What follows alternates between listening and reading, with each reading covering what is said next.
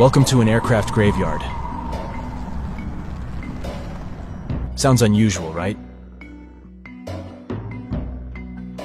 But they actually exist, and thousands of aircraft make their way to such graveyards at the end of their lives. Have you ever wondered what happens to an aircraft once it retires? Some, of course, make their way to museums, but a majority of them are sent to graveyards called the boneyards.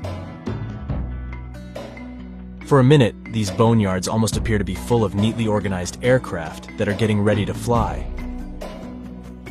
But on ground, the reality is quite different. Imagine hundreds and thousands of aircraft endlessly arranged categorically across 2,600 acres of land. It looks nothing less than a museum of history.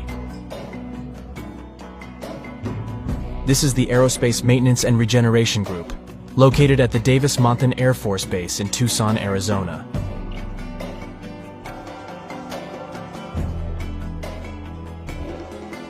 About 4,000 aircraft make their way to this base after retirement.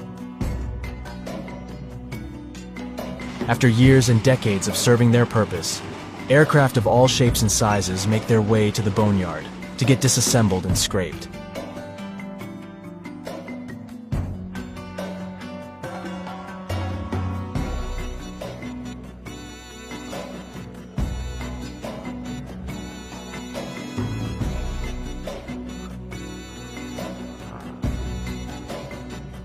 These parts are either recycled and sent for use in newer aircraft, or the scraps are simply sold off.